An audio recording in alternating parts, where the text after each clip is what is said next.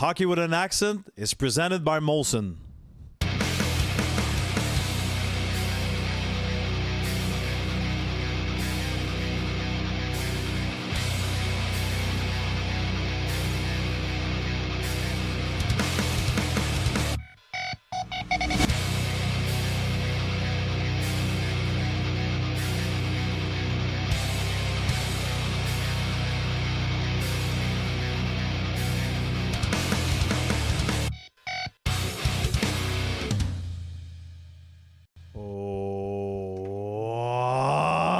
That's a tough one. That's a tough one. That's a tough one. It was a perfect road game. It was a perfect road game. Two mistakes. 58 minutes and 58 minutes. Two mistakes. This is the tough part about doing a post-game show is your emotion is right there. You can think about it all overnight. Welcome to Hockey with an Accent. Guys, I'm really happy to be with you. We're really happy to be with you. I'm with Mathieu, Dandenault, Pascal, Leclaire. We'll be joining Darren McCarty soon. Obviously, played for Detroit, won 4 Stanley Cups in his career. What a player. Let's not forget, during the show, guys, we're going to open up some hockey cards, and you have the chance to win them. Our friends from Rémi Card Trader are offering it. You could win cards from 4 packs of the 2025-2026 Series 2 Hobby. Write Rémi Card Trader on the chat, and we will tell you the winner at the end of the show. Guys, just to begin with, what are your takeaways from tonight's game? I feel bad for the guys. You want to go, Dandy? Sure. Obviously, you feel terrible for Madison. I mean, like you said, Max, in the opening, it was like a pretty good, near-perfect road game. The guy played solid. They played solid defensively. They didn't want to take too many chances. Even sometimes I thought, they passed on some opportunities. Suzuki to slap a few times, like shoot the puck. I mean, you've been scoring lately too. Like you shoot the puck, but they played a solid defensive game. The penalties were it was kind of weird by the refs sometimes. I thought it was more of a playoff feel atmosphere, so you let him go. But Dobesh played well. I mean, both goalies played well. They had to take some weird, funny bounces to beat him. So, I mean, both teams were ready. We knew how it was important for both teams, and it's just unfortunate, like a weird mistake like that from a veteran guy, that it cost the game. Yeah, well, two mistakes, because I thought in the first goal from Detroit, the way that Newhook entered the line doesn't put a puck on net, then the 3 guys get caught behind the goal line, then they come back in time, but just the time that they in the zone that they're trying to set up and figure it out what to do allows Kane it gives him time to put a puck on net. It's kind of a lucky bounce, but sometimes it's just small mistakes. But I'm gonna try to stay positive today because we saw a lot of good things. It's just 2 break plays, but Dandy, you said it. I thought it was a really good game on the road. Really sound defensively. They played. They didn't give up a whole lot in the slot defensively. I thought in the neutral zone they were pretty good too. Caden Ghule had a good game, and he's been struggling lately. He had a good game, so that's another positive. Dobesh played well again. So let's focus on it, but it's tough because Ottawa won again tonight. Columbus won again tonight. Boston won again tonight. It's terrible. So I think Ottawa that's why. With 11 seconds to go. Ottawa, 11 seconds to go. Crazy. So if these teams lose today, it says, okay, it was a tough break, but now it's just harder because of what happened in the league tonight. I just want to give you an update on the standings right now, guys, because I think that might change the attitude on the show. You're very positive, right? You won't be in 10 seconds. So the Canadiens are at 84 points. Boston, the first wild card, 84 points. Detroit, the last wild card, 84 points. And you got the Islanders at 83 and Ottawa at 79. So if the Habs lose next game and New York, Detroit, and Boston win the next game, they're out of the playoffs. This is how tight it is right now. That was mistakes. Obviously, it happens every single game. But it wasn't really a good timing tonight. And I feel, again, I want to be honest in the way we analyze the games because Hudson made a mistake against Anaheim, and the mistake wasn't bigger because it's Hudson or Madison. Like, shit happens during a hockey game. I don't like it, but it's part of the game. The one I don't like is the one from Newhook, Kapanen, and Demidov.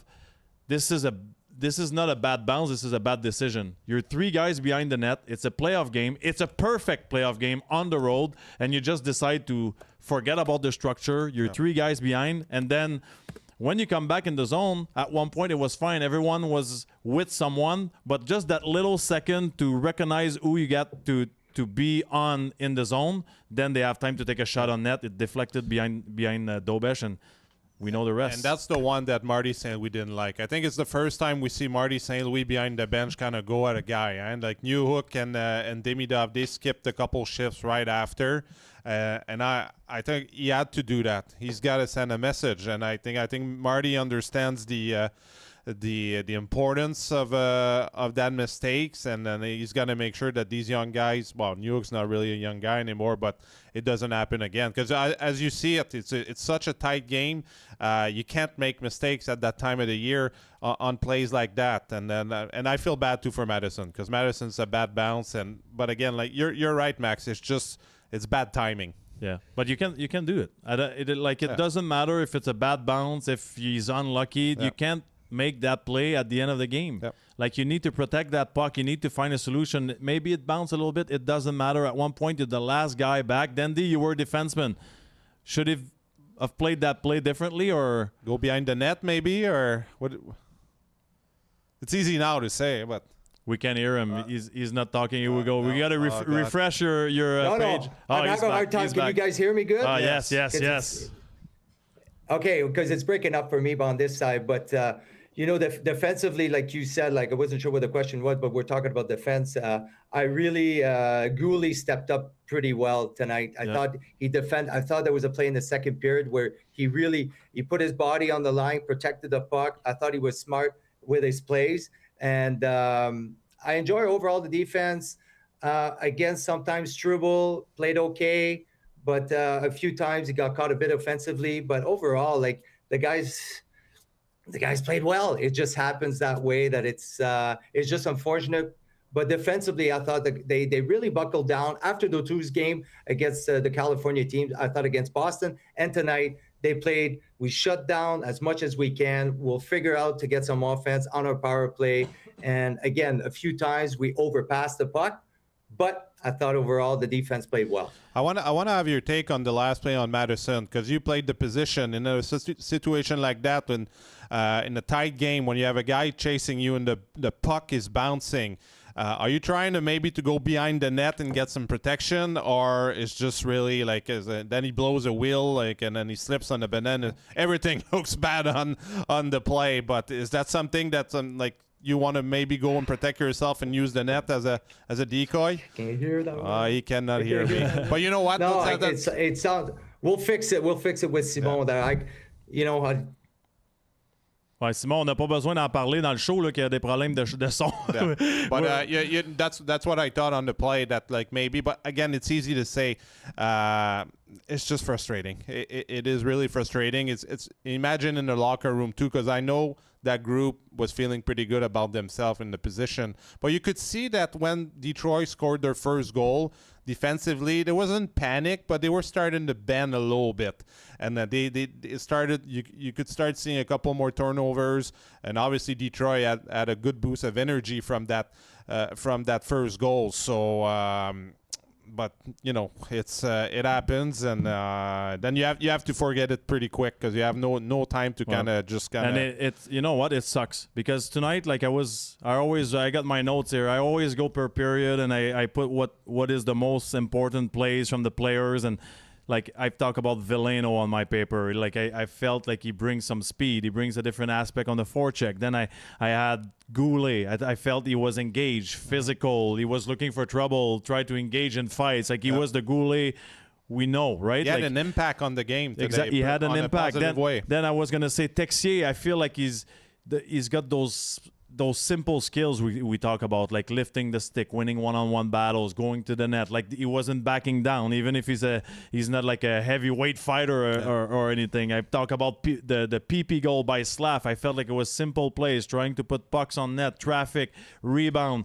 We did some good stuff. I like Marty St. Louis' attitude with guys making mistakes. It's the first time ever we see him super mad and he's yelling at the guys when they came back. I like that. That's for me, that was playoff mode for the players. I like Dobesh's game. And then we're here tonight and we're talking about the guys made mistakes, 2 mistakes. Yeah. You know, it's a tough one. But let's talk about Ghule. I feel like if you go home and you're the coaches tonight, you look at him and you're like, we lost a big game. The standings are tight, but I think we might have won somebody's confidence. You know, like it's been a while. He's looking for his confidence, Ghule, and tonight I think he found it. Yeah, but you know what? I thought he was more calm. We always say that when a player struggle, you have to simplify your game. And I think that's what he did tonight. Like, he was always in good position. He wasn't pinching for anything. We've seen him like lately kind of pinching and getting himself out of position. And then after that, you give 2-on-1s or 3-on-2s. He didn't do that tonight. I like that he was physical. Especially early when he got his penalty with Van Riemsdyk. You could see he could send a message physically. He's a guy that's capable of doing it and bothering and making life difficult for offensive guys from other teams. So I thought that was good. I think he was skating well. He had a couple shots on net. He played a smart game, and that's what the Canadiens needed from their D-core tonight. And that's why I'm saying that it's a positive, because he's going to play a big part of that team if they're going to get in the playoffs. And you need a solid top 4 and eventually, hopefully, bring him back with Hudson. Could that be your ideal pair? And not having Hudson to have to play with Struble. But I think for Ghule was a step in the right direction tonight. Yeah, you're right. And we've been talking all season about being physical and tough to play against. And it needs to be tough to go in front of the net. We have that guy. Ghule was born to play that type of game, right? Like, if I just feel for him, it's a matter of confidence, of skating well, of not freezing when he gets the puck, not being scared to make a play. You know how it is, right? When you come back from an injury, your feeling is that all your teammates are looking at you, and in their head they're thinking, "Oh, he's not the same guy anymore." And you get the extra pressure. And we always talk in Montreal about outside pressure, but we never really talk about the inside pressure, the inside of the dressing room. Like, this is where the real pressure is coming from. Like, you don't want to disappoint your coaches, your teammates, yourself, right? So I feel like sometimes he's trying to do too much. Like, he's trying to pinch or give the big hit. That I'm talking about the last few games. Tonight, he was under control. He was playing the right way. Good gap, physical, involved, and skating well with the puck. So that is a good news. And the other guy that But you know what? Just finishing on Ghule and then the rest of the Ds, I thought they did a good job at boxing out guys tonight. Yep. They struggled with that the last few games, especially against the big teams, and they gave up a lot scoring chances and really good scoring chances. But I thought, like, Dobesh gave a couple like juicy rebounds tonight. But I thought the D core did a way better job at boxing out guys and kind of clearing time for if Dobesh had to make a second save. He had a bit more time. But most of the night, like, they did a good job, and there wasn't that much of those second chances. That's why you see the goals Detroit scored. It's a lucky bounce, and then it's a power play. It's not a power. It's a shot off Comfer's butt that, kind of another weird bounce. So that D core played well in front of the goalie tonight. No, I think they were better. And if you play like you played the first 2 periods, I feel like you're going to make the playoffs and you're going to be playing the right way, because we had it. It was written down on our sheet. Perfect week against original 6 teams, and it was going the right way, and we played playoff hockey, tight games, 2-1, 3-2, or 3-1, 3-2. It was the perfect way to play hockey. It was a perfect road game. Just a little message for people that are on X right now. We will cut the feed in 10 minutes at 10:15. The show will be on YouTube only, so make sure you transfer on YouTube. It's always better for us. And don't forget to subscribe. One guy I really like, and a lot of people are arguing with me when I talk with my friends, with family, it's Alex Texier. I like this guy in the lineup. I feel like he brings a lot to me. I will go with this statement. I think he's better than Doc. I like Texier better than Doc. And I know people are going to say, are you crazy? Like, this guy Doc is bigger, he's got better hands, but I like what Texier brings. Yeah. Like, I like his skill level. I like he's calm with the puck. Like, he works hard. I don't think he's a superstar, obviously, but I feel like he's the guy you want in the lineup because he's that that player that you can play him on the first line, on the fourth line, on the third line. You can, like, he's useful, you know? Like, if there's an injury on the top line, he can go right away. He proved it. He can play with Suzuki and Caulfield. He can play on the third line. And I feel like if it could click between him and Bolduc, it would be good for the third line. Yeah, well, he plays with more pace than Dak. Like, he's a better skater than Dak. Good point. He plays with more pace, so I think that's why it allows St. Louis to kind of move him up sometime on the top line, and he will be able to create plays and good plays on entry to zone. I think one of his best shifts tonight, he had a good game, is like just before Detroit scored their winning goal. Like, he had about a minute and a half shift that he was battling down low, protecting the puck, keeping the puck early, and that's what you said. You said, well, they just killed about a minute and a half, 2 minutes late in a tight game. Him and Hudson were kind of giving pucks and like kind of just killing time in the O zone. And I like his fight. He fights back when he loses the puck. His back checks were good tonight also. And I like that third line, that fourth line. I mean, that's why when I'm talking about positive is you've seen those tight games, the Canadian and their support crew, if we can say, they've played well. Gallagher, too, had another good game, I thought, with Dandenault and Veleno. Veleno's another guy that brings a bit of pace, too, obviously with Anderson not playing tonight. And it was a tough challenge for Veleno. Hasn't played since the Olympic break. I think he missed 10 games. At the same time, it was a good challenge for him. That's his old team. So it kind of probably gave him an extra energy to show up and play well. I thought that fourth line did some good job. Like Dandenault, nothing sexy. But, like you played in those roles and then those missions during those road games. It's like keeping, hopefully, like the top line in their zone as long as possible, like, and getting their Ds tired. Yep. And I thought they did really well tonight. Well, the thing with Dandenault, with Texier, I feel like when he signed his contract, a lot of people were asking, like, what was the rush? Like, why sign him right away? Just played a few good games for the team. It's a fair point, too. It's a fair point. Like, it was a quick signing, but I feel like in a good hockey team, there's a top six, there's a good bottom six, and the top teams, the one that are winning cups or that are going in far in the playoffs, I feel like they have always that player that fits everywhere. It's a rare quality to be able to play on every single line. There's some skilled player that absolutely cannot do anything on the third or fourth line. There's some grinders that, like, for example, Anderson. Yep. He's great. He's physical. He skates well. He's got a good shot. You can't put him on the top six. He doesn't have the hockey IQ. Yeah. He doesn't know how to adjust his role to play with somebody different. He doesn't know that sometimes you play with guys, you need to slow down. Sometimes you play with guys, like you mentioned, you need to have a quicker pace. You need to skate. You cannot think out there. You just need to go.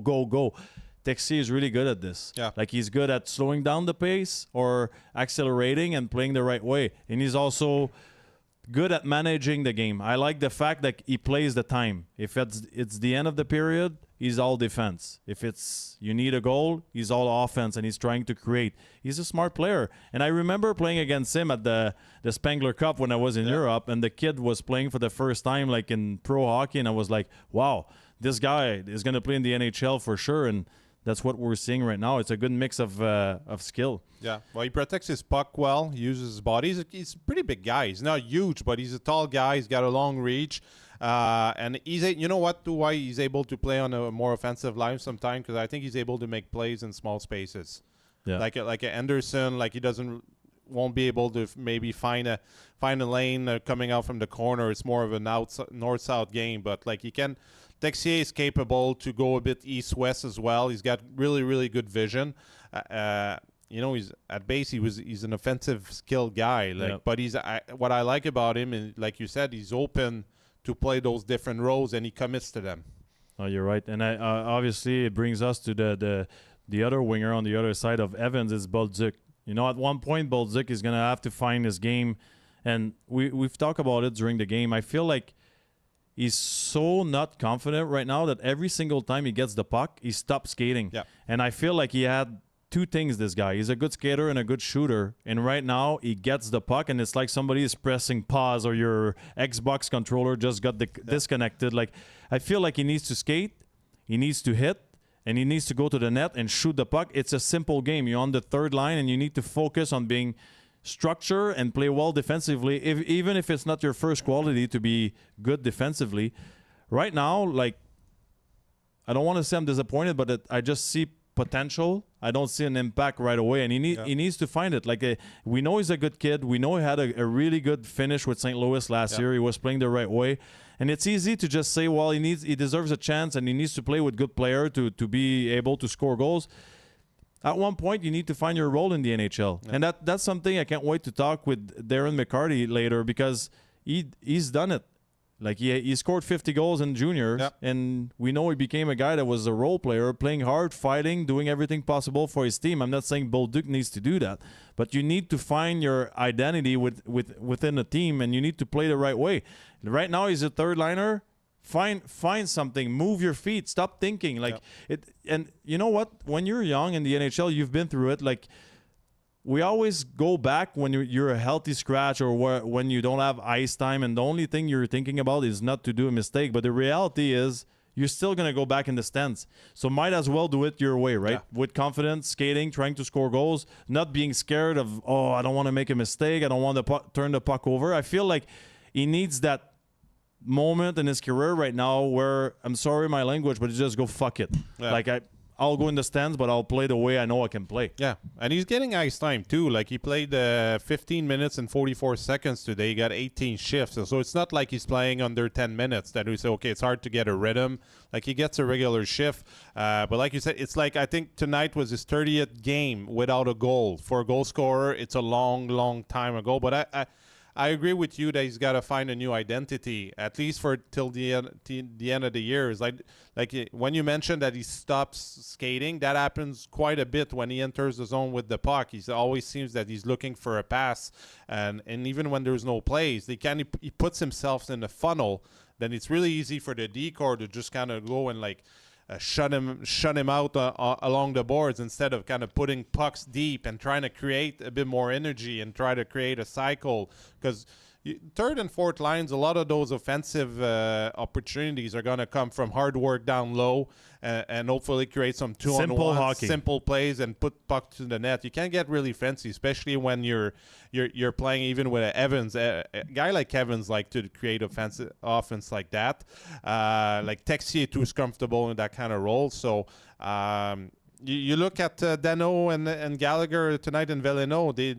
That's what they did. And they didn't create a whole lot, but they did a lot of good things for the team. So I think he's got to start working towards that mentality, and eventually you'll get a bounce. But if you're not putting pucks on net, or you're not around the net, you're not going to get anything. You know what's hurting us tonight? Like, I don't like to see. You look at the score sheet, and we've been talking about it all summer, all trade deadline, all year basically. And you look at our second line tonight, Newhook, 9 minutes, 34 seconds. Kapanen, 9 minutes, 33 seconds. And Demidov, 11 minutes, 59 seconds. Not a lot of... You can't play your second line in the and again tonight, the most important game of the season. Yeah. I feel like right now we're at the stage where we need to try something else. We need a different duo. Like, we need to go with duos on the top 9. Mm-hmm. Like, as much as we like Kapanen at the beginning of the season, and Demidov and that line with Newhook, and even after when they put Slav, this is not the impact they have on the game now. Mm-hmm. Like, it's been a few weeks, and you need to find a solution to just put more skills on every line on the top 9. We're going to go in the playoffs. You cannot go in the playoffs and play your second line 9 minutes, because that means you're going to play your fourth line and your third line nonstop. And you're going to need Demidov to make a difference. So if he's playing 12 minutes a game, a skilled guy that plays 12 minutes a game, like, I don't care who you are, like, it's hard to produce and get some rhythm. So are you suggesting like a change of maybe Evans, to test Evans on the second line to create more pace, a bit more, be in control a bit more? Because at the same time, they made that mistake on the goal when they made a bad decision and they got caught in the third period. But I thought before that they were fine. I'm actually surprised that they only played 12 minutes. I know they skipped a couple. You can see that they're good kids, but you can see they're missing something right now. Like, if it wasn't from the beginning of the season, and that's okay. It's part of what they've accomplished this year. But there's always a time in the season where you're like, okay, we need something. They're not dynamic enough anymore. Like, Newhook is not like himself the last 2 games. Like, and I know it's not time to panic, but it is time to panic if you look at the standings. Evans is a more responsible center. Like he's a veteran. He won't panic out there, and he won't get caught doing a mistake in the structure. So is it time maybe for like a Demidov, Evans, Anderson, for example? You know, create space, good on the. You got one guy that's gonna hit everyone, one guy that's gonna be positioned third man all the time, and one skilled guy that might make Anderson a goal scorer out of nowhere. You know, if Demidov was able to make Kapanen score and Newhook score, he's probably going to be able to make some plays for Anderson and Evans, right? Yeah. Like, and then we need to stop thinking about like, oh wow, Anderson is so good with Dandenault and Gallagher. I don't care. It's the fourth line. Yeah. Like it's the fourth line. That's a good point, Max. You know, like in the worst case scenario, just put Veleno, Dandenault, and another guy. Like they're gonna skate, they're gonna forecheck, they're gonna Veleno, Dandenault, Gallagher. You know, or Texier, Dandenault, Gallagher. Find something else. For me, it's about balancing things. And I know it's easy to say, yeah, but they've been good for us all year. This is not the point. Right now, it's a different game now too. Like the last 15 games when it's racing like that, you see it like less power plays. Yeah. There's less power plays, only 2 power plays for the Canadiens that they scored tonight. It was good news because it's their first goal on a power play in their last 10 tries. So they're running around 25% during the year, but in the last 4 games, they're only at 10%, and they're banking on that power play. So if you're not gonna get like offense on the special unit, well, you gotta find it somewhere else. You know what? That was the game tonight against the Detroit Red Wings, but someone we're about to meet did a lot for this organization. Won 4 cups. That's pretty major. Was one of our favorite, obviously, when we were young. Remember that, right? What were you? I was 12 years old. When he scored that goal, we remember that sick, fight. That silky mitts, toe drag, or whatever move, and then go on a breakaway, right? Darren McCarty is presented by Molson tonight. Molson, the official beer of the Montreal Canadiens. Proud partner and fan. Everyone in. Let's join Darren McCarty. Can't wait. Yeah. Darren and his former teammate Mathieu Dandenault. How are you, Darren? Hey, Darren. Somebody put Dandy in the closet. Can you believe this guy? Back in the dressing room. We got Dandy stuffed in the closet. Turn a light on, kid. I mean, you're not that ugly. Yeah. Let the people see. Great to be with you guys. Thank you for having me. Yeah, thanks so much. Thanks so much for joining us, and we're so sorry your ex-teammate is hiding in his car because he's in the witness protection. He's in the witness protection program now, so he can. I'm so scared. I had a super nice hotel. We did all the testing before. Everything was good, and then game time happens. I shut down. But D-Mac, thank you so much for being there. Oh, man, one of my favorites. What a great guy. What a great teammate I had. One of the best. And we have some pretty special stories to tell you guys. I can't wait. Let's start about the Detroit Red Wings and the story back then. You were there. You changed a little bit. We were talking about identity in the show with the Montreal Canadiens, but I feel like at one point in Detroit, you were the type of player they were missing to take the next step, and we all know the rest of the story. You were that guy that changed everything, and you guys became a dynasty.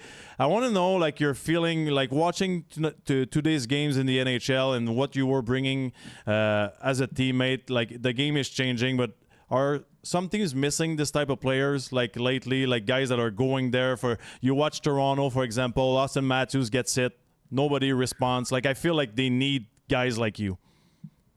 Well, that wouldn't have happened back in our day. That's for a fact.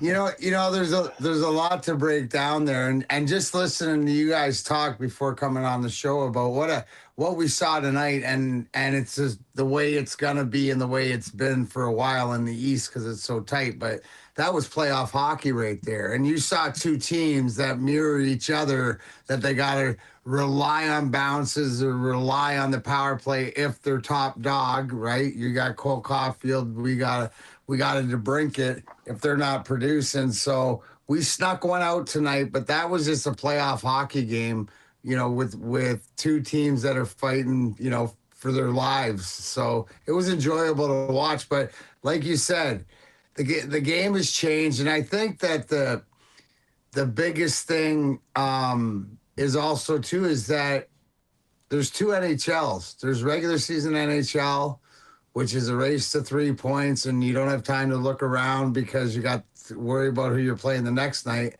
And then you guys know there's playoff, where you focus on a series and you focus shutting down certain players and certain lines. And I think that whoever can transition right now that well and what you guys are talking about, getting production from your bottom 6 guys, however that looks. You guys are having the same problem in Montreal as we're having in Detroit, but it's trying to generate that. That's why we added a guy like David Perron to hopefully, add some scoring and stuff like that. But it's tough sledding. The game's changed. My sort of player isn't around as much anymore, but the game's so talented nowadays, like the skill and stuff like this. So it's exciting in its different ways, but that's the one thing, like you said, what happened in Toronto to Austin Matthews really tells you if there's a bigger thing going on in the dressing room, because you look at exactly the opposite of that is you look at Buffalo. Yeah. Right. And what's the big thing? You asked, their captain came out and said, and I saw this interview, and Rasmus Dahlin said, yeah, the boys started drinking beers together and decided to hang out and think you're having a good time. Yeah, you're 18-2 on the road, or, something disgusting like that. Of course it is. So they sort of figured it out. And I think that, that's what makes the NHL exciting these days. I liked our NHL where we just dominated. Like we just dominated and got all the best players and everything, and then had to battle Colorado or Dallas, and maybe a scare from Vancouver here and there. But I preferred it that way. But that's changed too. Now you got a salary cap, and it's different. So you're so right. How tough was it back then for you, like as a role player, to be able to do both, right? You're trying to play physical, but at the same time contribute once in a while offensively. It's a tough thing to do mentally, to be able to do both on the ice.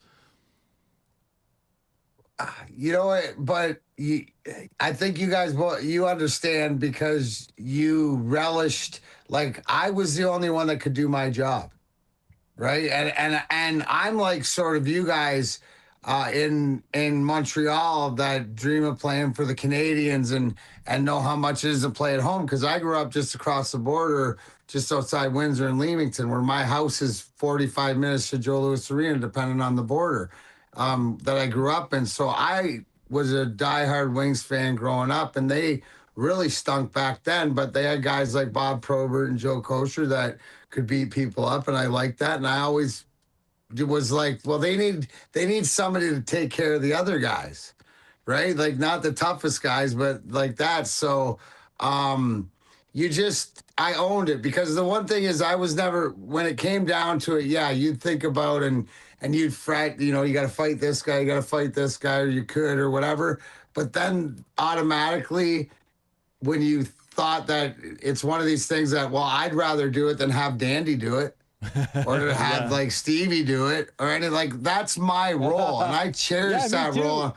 And I'm going first. Yeah, you cherish that. It's my role, right? But that's interesting what you're saying, because like you were part when we break down your career and we look at it a bit deeper in junior. You scored 55 goals your last junior year, and you had 127 points. You come in and you're part of a building blocks of the Detroit Red Wings as a young player, and eventually your guys are making a switch, a bit like Detroit and Montreal right now, a young team that wants to take the next step.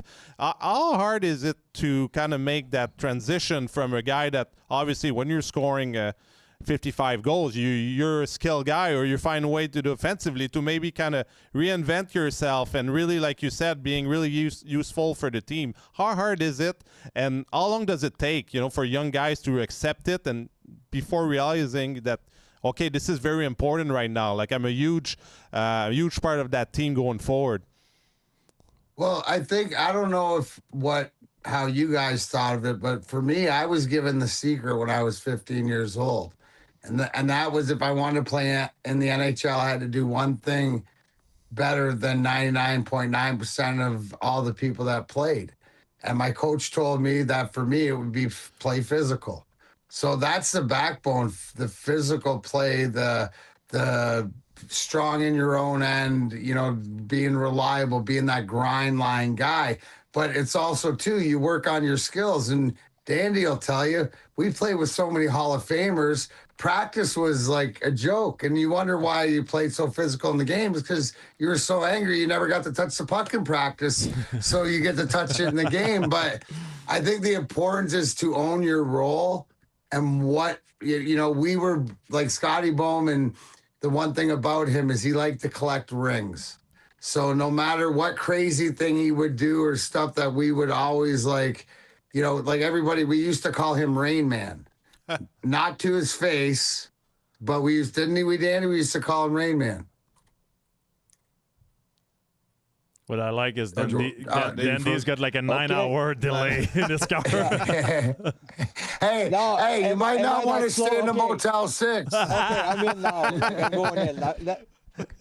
That's why the internet is free there. His tires.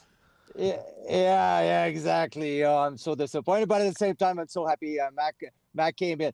Mac is Scotty Bowman's second favorite right winger. Second favorite. His first was Guy Leclaire, then Darren McCarty. He said so before. Wow. Why? Because when Mac came in '97, he's the cataclysm. He's the reason why the Red Wings became great. Why? Because we had an issue with Colorado. It was really tough. Obviously, the Patrick Roy thing coming over from Montreal, and then they beat us. We were supposed to win the cup that year. They beat us. The Chris Draper incident. Claude Lemieux hits him from behind, breaks his face. So now the next season, we're trying to get revenge on Lemieux. Nothing happens the first two games because he wasn't playing. The third game, nothing much happened. But then March 26, 1997, the game that changed everything. Darren McCarty changed everything for the Red Wings franchise, because what happened is that we all remember 9 fights in that game, but it was the Lemieux revenge. And I'm not going to say it was a sucker punch, because Mac's going to explain what's the difference between a sucker punch and a cold cock.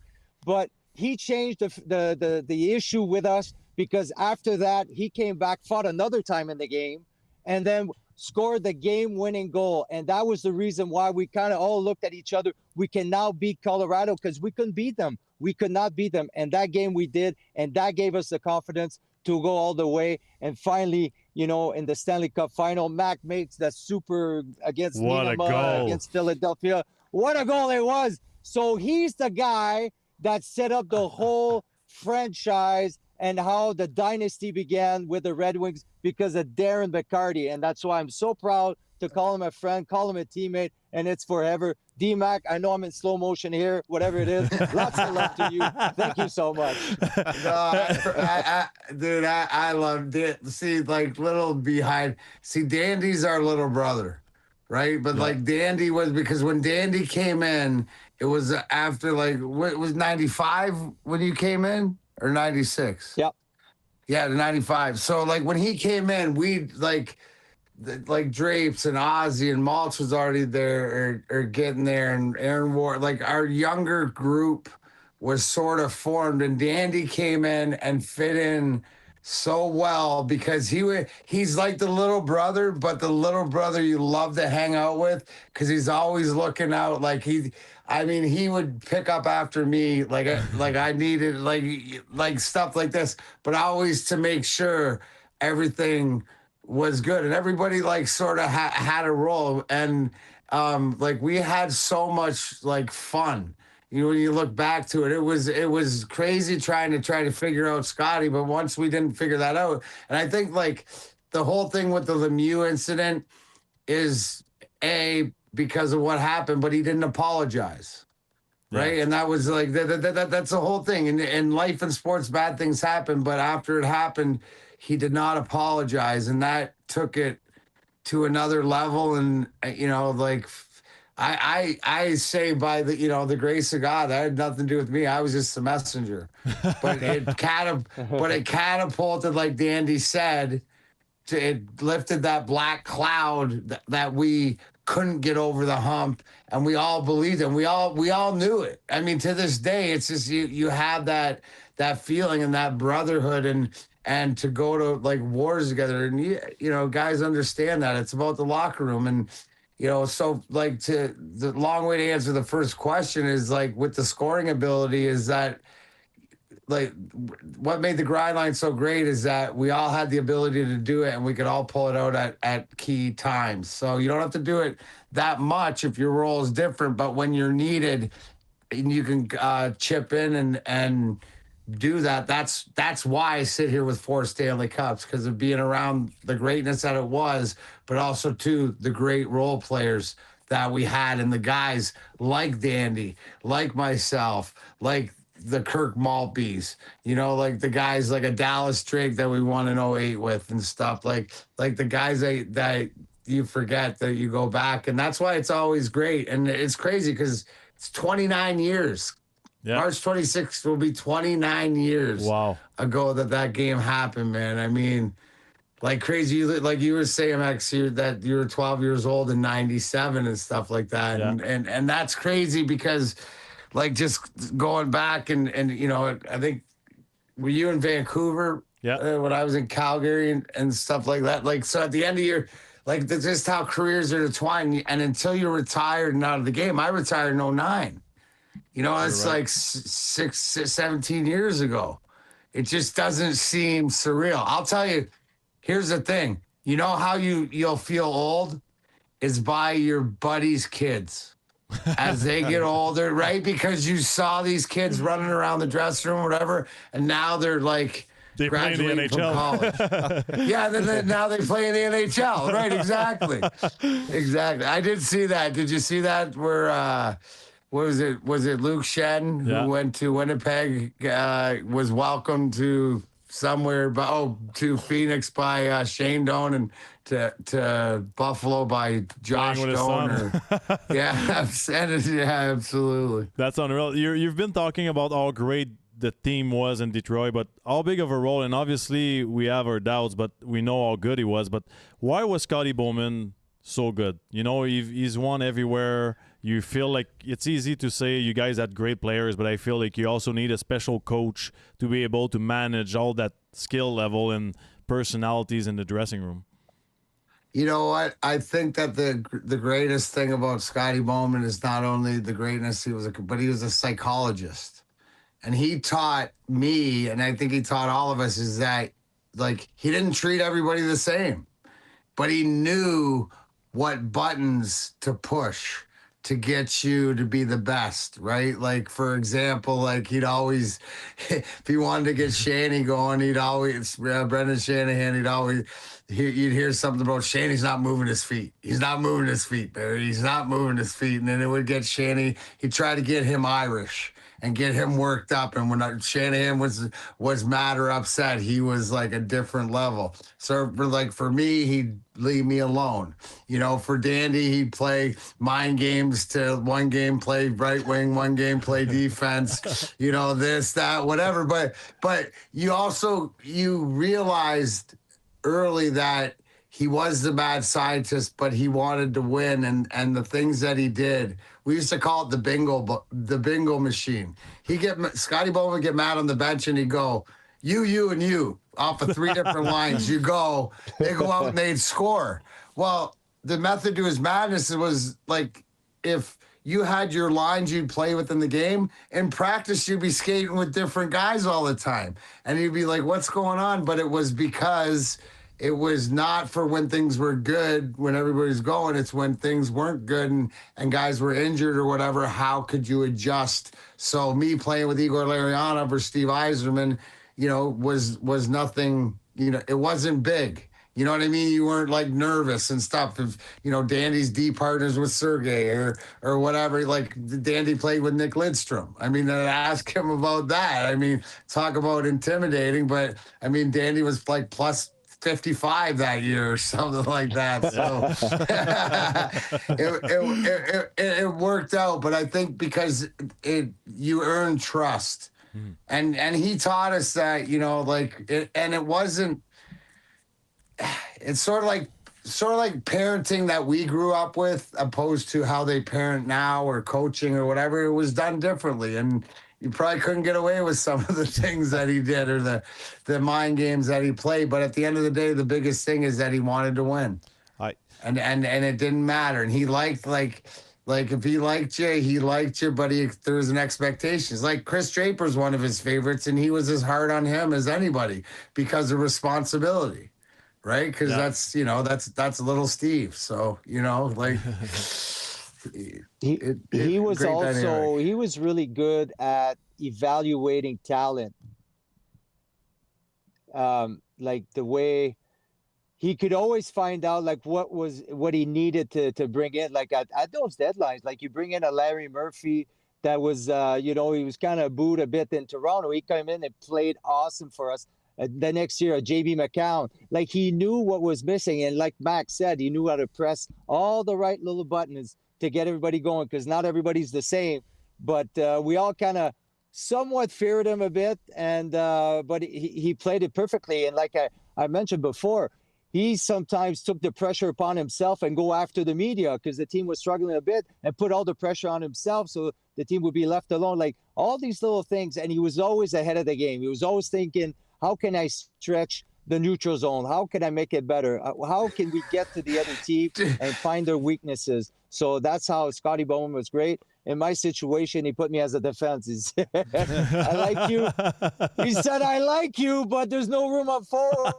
You skate pretty fast. Go learn to play defense. So, but, like he brought me in the NHL, and he has a big place in my heart. Like Scotty was absolutely great, and we had such a great team, great chemistry, and a great bunch of guys. How was it with you mentioned like playing, not treating everybody like the same, and you guys had the Russian 5 with you guys. Obviously, I played with Sergei Fedorov my first year in the NHL.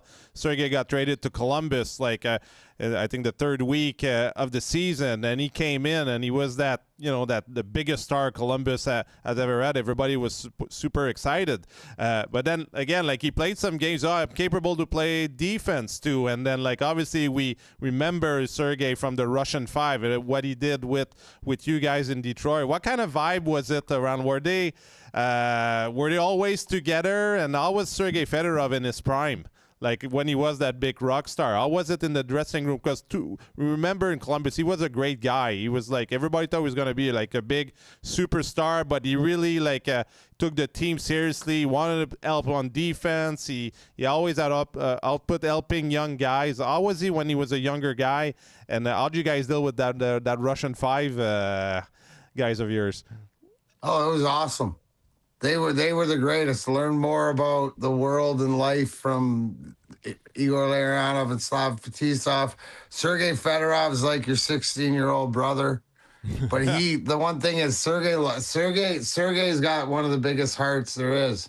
And he loves his teammates, and he loves, being a part of it. They were together a lot, trying to work it out, talking about it, but like Sergei hung out with Sergei Buichelli a lot, and Dougie Brown and stuff like this. But we all we go for Russian dinners, and we did a lot of things as a team and stuff like that. So it wasn't just a few guys, but everybody was culture. But you can't say enough, great things about Sergei Fedorov. I think he's like one of the most misunderstood people. But like you said, when you get him, see him in the locker rooms and see whatever, like he cares. He's he's one of your brothers. That's one of the things we're, as a teammate, to see his jersey get retired and then him come back and be able to set the record straight in his own words and hear people. I think that's because sometimes Sergei's private and like, as for me, for instance, exactly how I was feeling because you just look on social media, and I'd be telling you, Sergei, maybe not as much. So I think he's more misunderstood, but he was loved by all of us. You were talking earlier about that game against Colorado and how big of an event it was, but I want to know how much it changed your life. Because it's something on the ice, but I feel like you've mentioned, like we're still talking about it. Like I remember being 12 years old, it changed my way of seeing hockey. Like the passion it brought, like how big of a moment it was, and you just feel like, okay, this is when I decided, like I want to play in the NHL. Like this is unbelievable. Like how much did it impact your life though? outside of the rink. Like, you're recognized everywhere because of it, probably. Yeah, no, I mean, there's if you don't live into the hype in your head as much, when you're younger and understand it, but what it means to everybody else. I mean, there's a saying around here, Detroit versus everybody. And it's just more of the mentality of like sticking up for your own and doing what like so many people wanted to do, right? Like everybody wanted a piece of this guy for what it is. And just to be the one that was there, I think that the thing I'm most proud of is like a lot of people talk about things, but not a lot of people do it. I'm a doer. So it's just like, I wear it as a badge of honor, but not for me, but for what it represents to my teammates and everything else that wanted a piece of them, and stuff like this. So we all just, serve in different ways. And to this day, like I said, almost 30 years later, the merch still gets sold, and I travel around Michigan still telling the story of whatever else, trying to make it as funny as I can and hit all the good points. But the best part is, because think about it, right? So you just said it.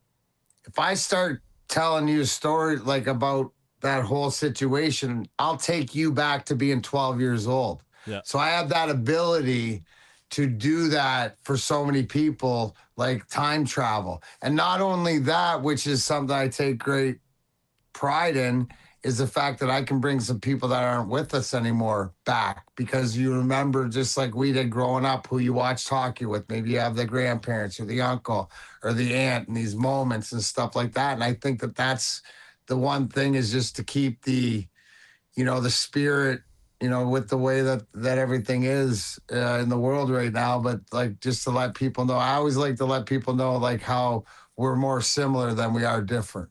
Did you guys and that's one of the things we can relate to. Yeah. Did you talk to Lemieux in the last few years, or you guys never talked again after that? No, we did. The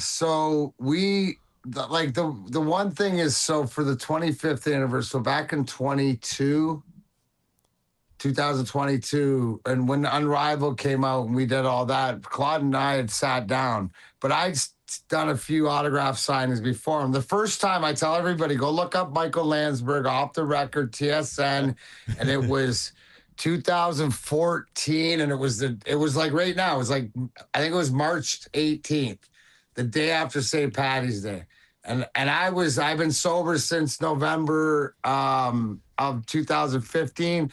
I was hungover to the nuts on that show so it's first time that I'd ever been face to face since that, and that's like 17 years, and so right, but after that, the way that we interacted, and just I could tell, and Chris Chelios had always said that Claude Lemieux, the person, is not the player, like, and the on the ice that carried over. So we started, I had to find out, and just over time we done autograph shows and stuff and become friends. And it was important for me that he got his story out of, it was one of these things, is I don't, condone it, but to understand is that where he was mentally is that it was, like more or less like it was like war, and stuff like this. It still doesn't, I don't condone that action, because you made a choice, which made me make a choice. And I always use the reference of Rambo. I was raised by John Rambo, and he drew first blood, right? So, like, because, dude, if you watch the replay, I need him in the head and smash his face against the boards. You know what I'm saying? I did things, and I got 4 minutes for roughing. Wow. It's crazy. And a 10-minute misconduct, something I like Shanny told me, because remember Shanny back in the mid-teens was doing the discipline. Yeah, that's right. So we were playing the outdoor game, and I said to him, hey, bro, remember that thing we got into back in the day? I said, you wouldn't have suspended me, would you? He looks at me, he goes, 7 to 10 games. I wouldn't overlook the knee. I'm like, dude, you were in it. Yeah. Like, I mean, thanks, buddy. So, yeah, to your point, I'm grateful for it. And, you know, to this day, it's, you know, it's brought up a lot, and we still sell the merch. Good. Wow, that's unreal. They I rewatched the game, and Paul Dvorsky, the referee, he to this day, like he mentioned, he says, I should have kicked out McCarty, I should have done all this, but at the same time, he knew how important it was for us to get the revenge type of thing, and that's why he kept you in, Mac. Like he said, I should have kicked him out, but I didn't, because I knew how important it was that everything gets settled tonight, and then you're able to stay in the game, fight again, and then get the game-winning goal at the same time. And guys, to this day, I think Mac is like, he's talking about the merch, but his jerseys behind Yzerman, I think you're right there. Like, that's how important he is to the Metro Detroit community and all the Michigan and all the Red Wings fans. It was that game. So thanks, Paul Dvorsky, for keeping him into the game. He would have ruined history. Like, let's say he kicks him out. Like, you know. But do you know? Hey, here's the irony, boys, and this is the way. And Brian Burke said it, as far as like, if the league and the teams don't do it, the players will govern it. Dvorsky was reffing the game that Drapes got his face smashed. Wow. He was one of the refs in that game. So you know what? Like, so if there was anybody that would let it go, and I ran into him, and all he says is, I wasn't supposed to score the overtime winner. Hey, what a day for you, huh? But it's funny we're talking about referees, because do you think like that's what's missing? There's obviously been a change of guard in the refereeing today. You know, sometimes it's hard to follow. And back then, there seems to be they would understand a bit more players. Like, I was that. When I started, it was kind of like in a transition, but it seemed like they understood and had a better feel for the game compared to today's game. So, do you feel that's what's missing when you're saying, oh, we missed the old game? Is that a part, too, that you would wish that the ref would have a bit more of a, how do you say it, like have a feel for it, or want to keep the emotion going? I think that they try to do a better job when it comes into the playoffs and stuff like this. But to your point, there's no, like, you'd have to get to know the ref, right? You'd have to build this rapport over the years of, you know, trust or whatever. Like, you had to know, you know, like Bill McCreary was like the principal. So it was always Mr. McCreary, sir. Can I ask you a question, sir? You know, then it was like Devo and Van Massenhoven and Danny O'Halloran and those guys that you could be like, what the fuck are you looking at? You know, like, I mean, what like you missed it. You missed it. You know, go to the, will you go? And then, you know, you go, hey, I think you made a bad call. Will you go look at that in the period and let me know if, you know, like, and the guys you get along with, like, yeah, I messed up. Yeah, I missed that one. Or, yeah, you know, like you get sort of a break. Ask Dandy. I was the one who got along great with the refs. I was a diplomatic one. All our stars would lose their minds. Hey, come on, Dandy. Like, the guys who wore the letters were the worst, except for Nick. Nick didn't even speak. Nick never speaks. He's just perfect. I don't think he ever sweat in the game, too. Like, he was playing 35 minutes a game. He was not sweating. Unbelievable. That's why his nickname's a perfect human. We're talking about Nick Lidstrom. Yeah. He is perfect. He is. Last question for me. I want to know, like, you were part of that game in Montreal when Patrick Roy got kicked out, right? Yeah. How did you live that moment on the other side? Because we're talking about history. That was part of our history. Well, that's for sure. I think that, like, the first thing is remember is just like, you know, it was like having an off night, but the Russian five was on fire. I mean, Kazi was just like, they were just everywhere. And you could see, this was like the boiling point, because you could see frustration or it wasn't going good or whatever. I remember saying to somebody, aren't they going to pull him? You know, like something like that, or like we're at about 5 or 6 to 1, or, you know what I mean? It was like out of hand, and you could see Patrick getting frustrated, but it was more of an off night. But then to see him go off and then to see the interaction because the benches were next to each other. Didn't hear what he said, to the owner till after, but like you knew something was up. I didn't know that it would was our worst enemy because he went to Colorado and ended up beating us from there. But the fact is, it was like to put up that many. It was that's where it was special because it was one of the last times we were playing at the Forum and doing that and just everything else. It was a special night. One of these things that you didn't you think you wished for, but you didn't really want the way that it happened. So for me, that was my first game at the Forum. Wow. And I think I had bought like 26 tickets for families and friends, and everybody came. I was 19 years old playing at the Forum against, the Canadiens. And yeah, like I remember, like it was 5-1 and the Russian 5, like he mentioned, like we just had put them together. Like they all came in like in October because Igor came in the first or second week of the season.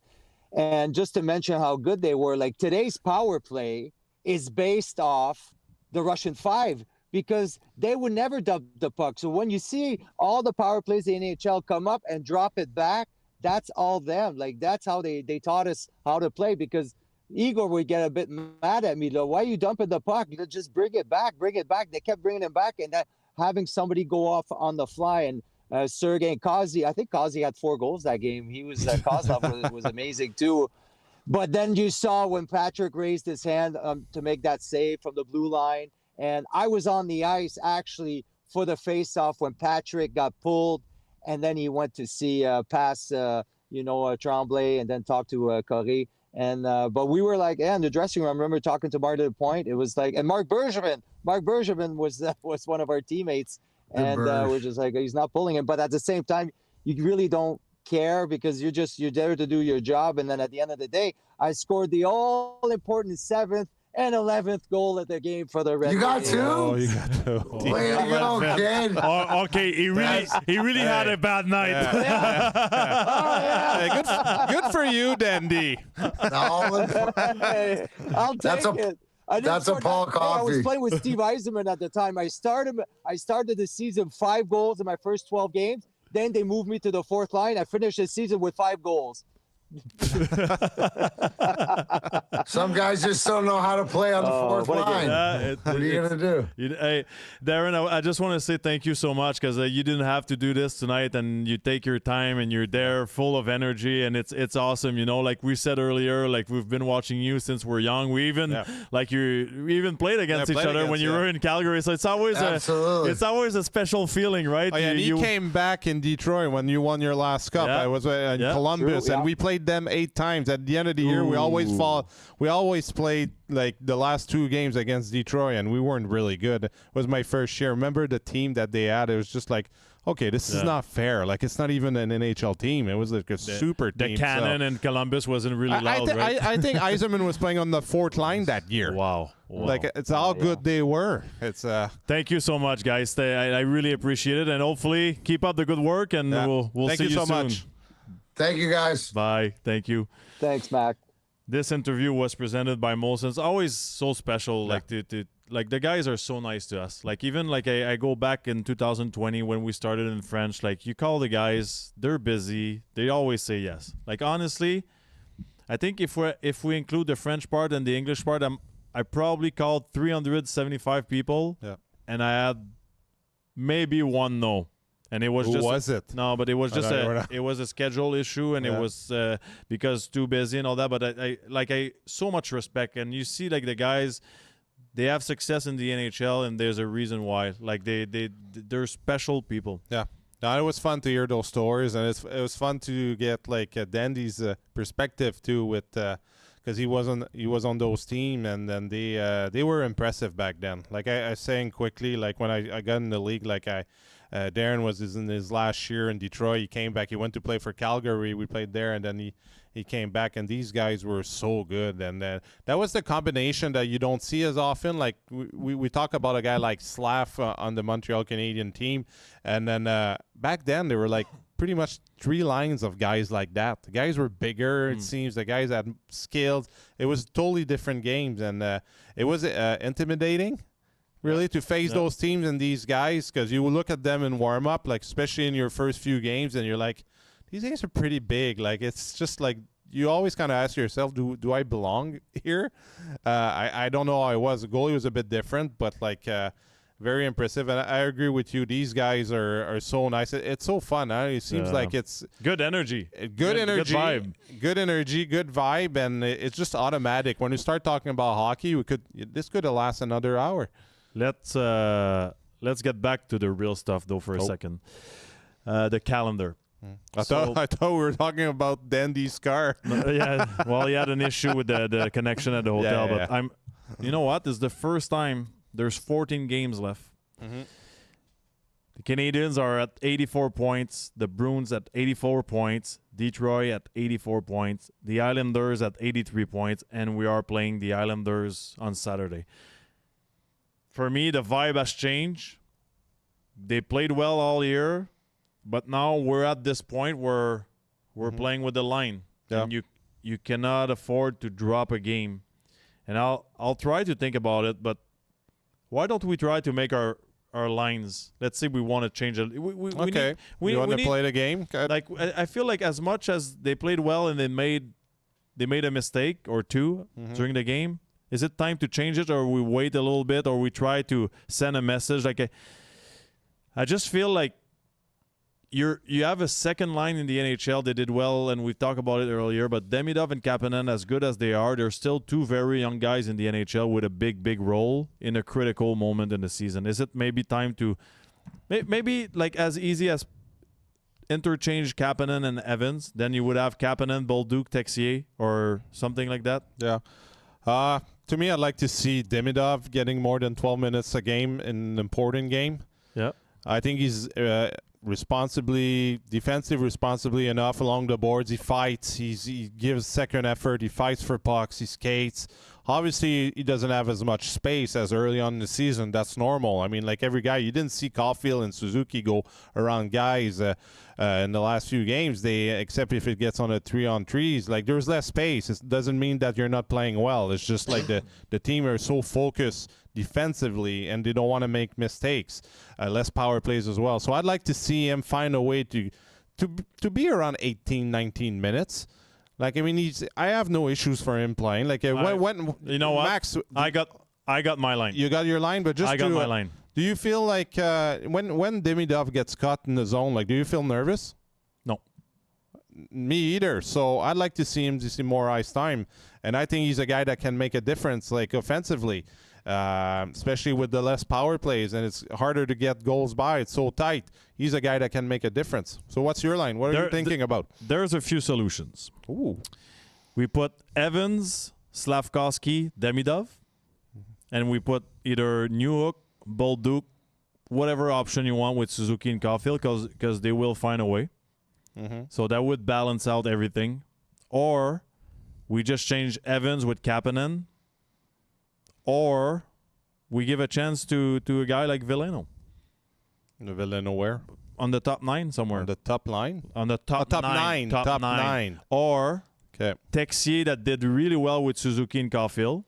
Slavkovsky, Evans, Demidov. Slav, Evans, Demidov. I like to see. I like the Evans with Demidov moving up on the second line, because he plays. He's more responsibly. He's a veteran player at that time of the year. I think that's better to have him, and kind of gives you a chance on the second line. I think Newhook's got to be better though. Last couple games, he was so good coming from the Olympic break. The last 2 games were a bit harder, but I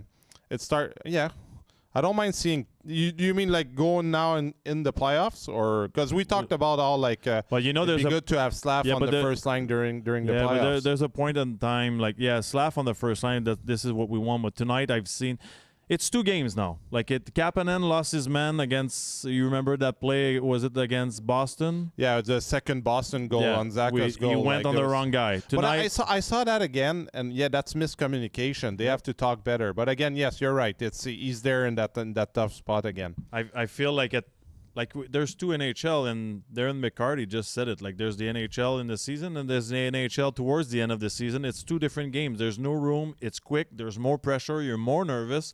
Kapanen is going to be very, very important for the Canadiens in the future. I think long-term he will become our solid third liner. Mm-hmm. Jake Evans is not a second-line center, but he is a guy that will not make mistakes, and he is a guy that is not stressed by pressure in the moment right now. Yeah. He played in big games. He played in the playoffs. Mm-hmm. He plays the right way. He wins draws, and he has the maturity to just decide that the time of the game, I need to stay third man to let my wingers play. Yeah. And this is something sometimes a young centerman, and that doesn't mean he's playing badly, but I'm just saying that you're taking pressure off him, and I feel like you can balance your lines better right now. I'm not the type of guy that will look at the beginning of the season and just say, oh, well, they were so good. Yeah. Maybe he won't come back this year. Maybe things have changed. Like maybe Newhook is not the same player anymore. Even if he works hard, maybe he doesn't have that touch he had at the beginning of the season. And I don't mind having Newhook on the third line or on a different line because he will bring what he brings, right? Like I feel like he's the type of guy that plays one way. Doesn't matter on which line. And that Anderson will come back, withdraw back in the lineup. One more question, and I know the chat it might explode with the next question, but do you think at one point it would be a good idea to give a chance to Laine? Like I feel like as slow as he is, as changed as he is, he's still a veteran player with a lot of experience in the NHL. You would think that after missing so many games and being sitting for so long, you would think that if you put a guy in the lineup that used to be a superstar in the NHL, realizes that it's his last chance in the NHL. If Patrick Laine gets a chance, it's his last chance in the NHL. You would think it would trigger something, right? You would think you would approach this situation like it's go time. Like I better back check and I better give everything I have, right? I'd like to believe you, but I don't believe he can do it. Not at that point in the year. Like he hasn't played all year. And what he's shown us the last year, when we had the same kind of conversation in our French podcast last year, when like the Canadiens were chasing like 5-on-5, like if Madison will make a mistake, like Laine will make mistakes. I don't want to be the negative guy here. I don't believe it. Let's not forget that Anderson is day to day. He's not out for a month. You know, they're looking at him day to day. So when he comes back, who do you take out of the lineup? I think after tonight's game, like I like Bolduc as a player. I think he's going to help the team, but I think that's the guy that goes out right now. It's you know what, you're right with like we cannot think about the beginning of the year. Hockey right now is what have you done for me lately? Yeah, it's always been it's business. It's like you have to find a wins and Marty's been through it. Like he wants to win as bad as anybody here in this town, and he says he's going to use the guy that he thinks that is going to help him win. What about Demidov on the first line? Yeah, why not? Why not? The only thing with Demidov on the first line is by himself. No, again. it's a different matchup. Like you're the first line. Like you play against the big boys. Like it's a tougher matchup to begin with. I wouldn't mind seeing him a couple games. He's like I trust him, but I like just to come back to Laine. And I know like people are saying like he's slow, he's not working. But my point is, I know that. It's just I hope that somewhere there's like a magic trick happening and he's just like, if I don't play this game tonight, the 15 minutes I'm about to play perfectly, my career is over. Yeah. Right? I you know what? I could see Laine getting a 1 year deal somewhere else next year in a market that nobody will care, and then somebody will take a chance on him on league minimum if he wants to keep playing. At the same time, as believe it strongly, and maybe I'm wrong, but maybe he'll retire too. Well, at the end of the day, so I have a hard time seeing him in the lineup. I don't know if I like that idea, Max. Okay, I'll ask the question differently. Do you like the lines tonight? The lines? The lines, like, are they good lines for us to? Because Pascal, the situation is critical right now. Like a month ago, I've said it that they better start figuring out how to close a game and win and play the right way. People were like, "You're so negative. You're crazy." They were destroying me on my social media. They were waiting for me in front of the door. No, I'm just kidding. but you know what I mean? I'm just joking. Yeah. But people were like, hey, relax, man. We're there now. Like, there's between the teams that are out of the playoffs and us, there's 1 point. Yep. 1 point. And that 1 point, we're playing them on Saturday. They beat us on Saturday. We might be under the line. Yep. It's the first time it happens this year. No, they were under the line about a month ago for about 48 hours. They went under that line one time. It sends a message. I understand why you. It's not panic. We need a shake up. We need a shake up. It's about being proactive, not just kind of like stay like that and like you have to always change and adapt, and depending on team against team you're playing. And if something is not working, and some guys will get in slumps. It's not because it's the end of the year and the games are important that guys can get a tough stretch. It can last a few games. It can last 2 weeks. It's a bad timing of the year to get it, but it will happen. It happens in every team. So I think you need it. Like, I like the shake-up word more than panic or like being proactive. We cannot panic. But you know what? I'm sure like those guys are on the planes right now and they're looking at tastes. We have to find some way to create more offense, because we scored on the 3-on-3. It's a big win against Boston, but it's 3 goals in 120 minutes of regular play. Yeah. So the offense 5-on-5 is not booming. It's not terrible. Like, we're getting our chances, but it's not like we're scoring 4 or 5 goals a game. And the power play, well, if we're not getting power plays, you got to find your offense somewhere. That's why I think we have to be proactive. I follow you with that. Yeah, no panic, but proactive. No panic, but let's go, Colin. We look at the game too. Like, it's 2 major mistakes, but we have to be honest. Like, we were happy with the game after like the whole game. We've been saying like, wow, perfect playoff game on the road. They're playing tight. Look at this, and then it's just brain fart. It's a brain fart. Like, well, it's not like that's why we gotta take a step back. It's because it's not good. It doesn't taste good. It's the wrong place. We have to take a step back and look at the positive thing, and not like, yes, you can look at it and then, but it's not like they got shit kicked and then they lost 5-1 today with no energy, no emotion. There was a plan and they executed really well for most of the game. Like, Detroit got 2 breaks. Some nights this will happen. But at least there was a commitment defensively. And we didn't talk too much about Dobesh. Dobesh made some good saves. Talk to me about Dobesh. You want me to? But yeah, come on. Talk to me about Dobesh. You want me to talk about Dobesh? I will talk to you about Dobesh. I thought he played well tonight. He wasn't able to make the big save on the Brinkat.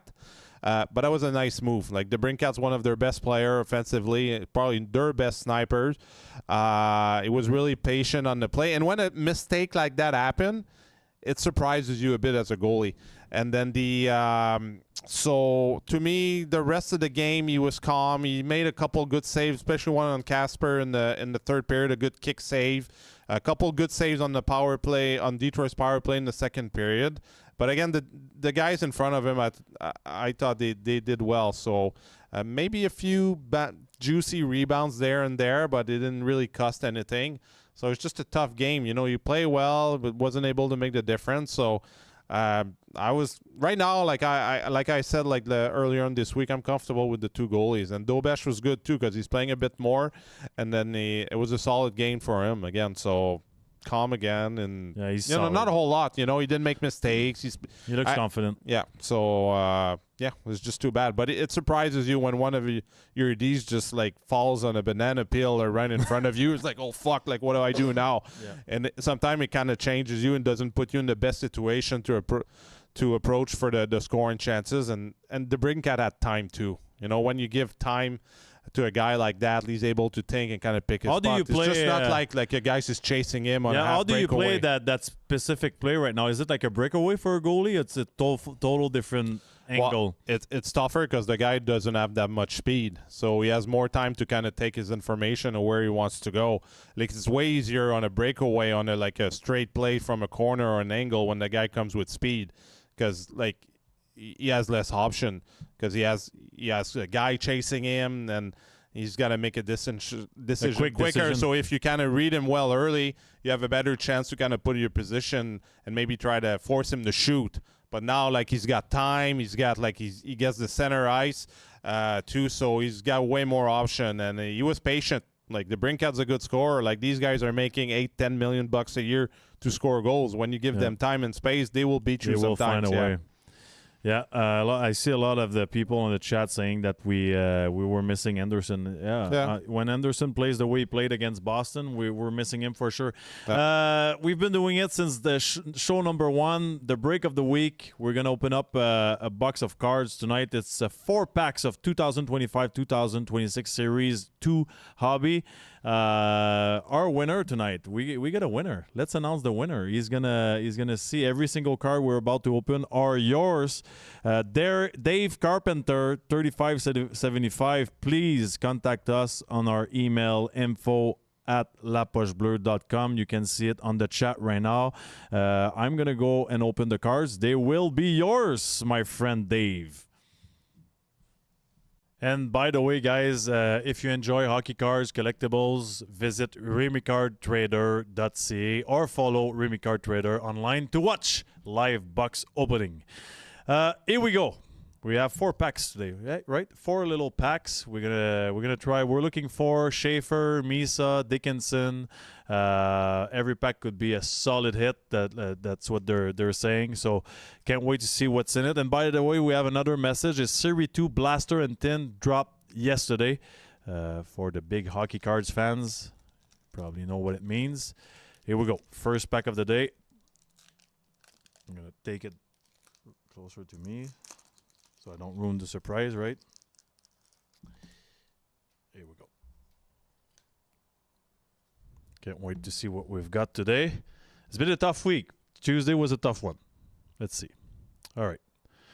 First one, Yossi. Little Yossi. They told me to go quick with the top cards. We got Carson Soucy with the Rangers here. Third card is Dougie Hamilton. Tough season this year. I thought he was going to have a better career, but he's a good player. Here we go. Jordan Greenway. And now it's time for better cards, I guess. We got Ryan Hartman. I see something sparkling now. What do we got? Oh, Mathieu is one of my favorite players. He's you know what? The rumors are saying he was close to be a Hab, but I don't believe it. I'll believe it when I see it. What's next here? Boomtown, Ryan Hartman. What a hit. This guy plays the right way. We got Sandin Pelika right here. I need some more room here. And Jacob Slavin. That's a tough one. Same hands I had on the ice. Jacob Slavin. Kevin Hayes. And, Jake Evans. Montreal Canadiens. And what do we got here? Zach Benson. All right, I'm going to need to make some room because I'm sure this is not what we were looking for. Great cards, great players, but we need a better hit, right? We need something better. Let me make some room.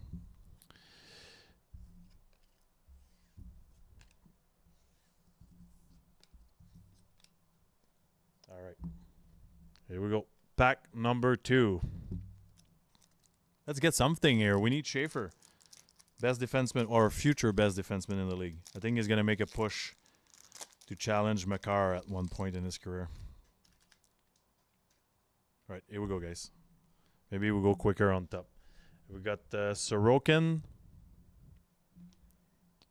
Hitil. We got Thomas Harley. We got Mikko Rantanen. Great player.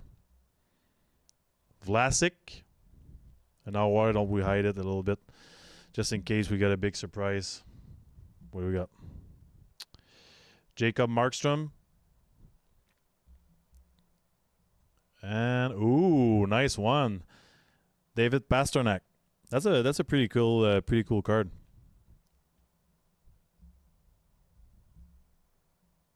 Oh, Captain Barkov. Look at that. Nice card too. Michael Bunting and Alex Killorn under. We got Ristolainen. He would have helped the Canadiens for sure. Big righty. And Johansson, backup goalie in Tampa. Here we go. We're going to clean the board again. Come on. We need a bigger hit than this. It's a show here. It's showtime. You're supposed to hit at least a big gun or a future superstar in the NHL. Not that these guys aren't stars, but... All right, pack number 2. Number 3.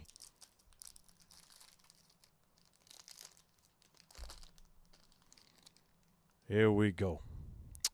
Ooh, Lane Hudson. A good friend, Vincent Dernay. Sorry, I always confuse both of them. Brendan Montour, Seattle. Always loved the jersey. Mr. Wallman in Edmonton. What a picture. Look at that. Lane Hudson celebrating with his friends. We got, Carlson. He's in Anaheim now, but still a good picture. Brady Martin. Leon Draisaitl, one of my favorite player, if not my favorite player in the NHL. Demko. When he's healthy, he's a pretty good goaltender. Ross Colton. Eklund. And, yeah, this guy's unreal. Ovechkin. I got his shoulder pads at home. Didn't score as many goals, though. Just a few less. About 800. All right. Here we go.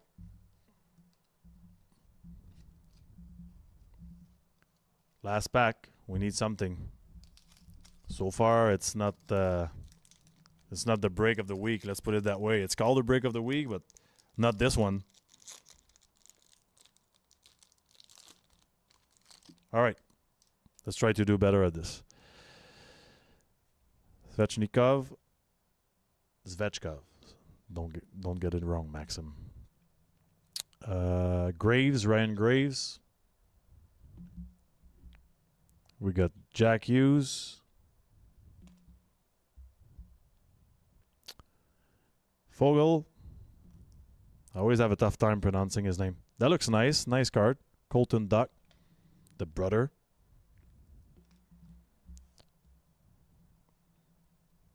Sam Reinhart.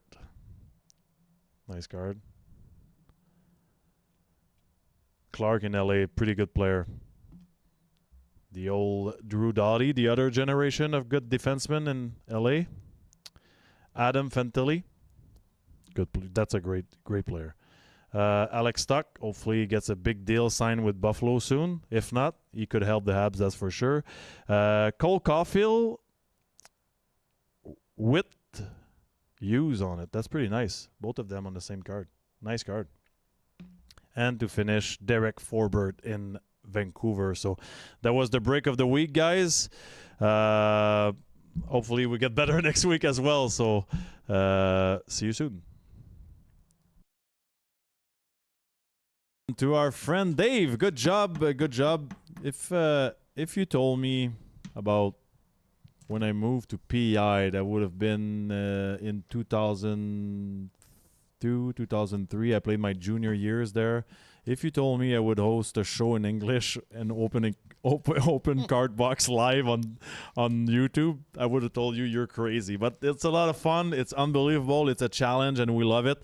A few things, guys. Next show for us will be the game on the 24th against Carolina. Post-game show, obviously, and then against Columbus on the 26th on a Thursday. For people asking all the time why we don't do shows on Saturdays, I am on TV at TVA Sports, so it's tough to do both at the same time. Do not forget to subscribe. Do not forget to like our things. It helps a lot. If we want to keep going and have great guests like this, we need to keep building this new show, and we appreciate the fact that you're watching us. It's really nice. We love spending our time with you guys after shows and with the emotion, even when we lose like tonight. Well, at least you guys are there to support us, and we're there to support you. So this is awesome. We also have other shows. We have a post-game show in French on our YouTube channel, La Poche Bleue, after every game. At the same time than us, we got our big show on the Wednesday night at 8 p.m. in French, La Poche Bleue. We talk a lot about the game, obviously. We have a lot of special guests. We have Jour de Match in French on La Poche Bleue as well. Dave Morissette, Gilbert Delhomme, former players. They set the table and they talk about the game that will happen at night. So we have everything for you. We got you covered, whether it's in French or in English. We cannot wait to see you guys next week. And hopefully the Habs will try to find a way to win some hockey games, at least 2 out of 3 every week. And that way we're going to make the playoffs and we're going to live the emotions that we've been through last season. It was unbelievable. Thanks to Darren McCarty, to Mathieu Dandenault, and obviously Pascal, who's in studio tonight, as always, to support me. Hopefully you guys will come back on next Tuesday. Take care, guys. See you soon. Hockey with an Accent was presented by Molson.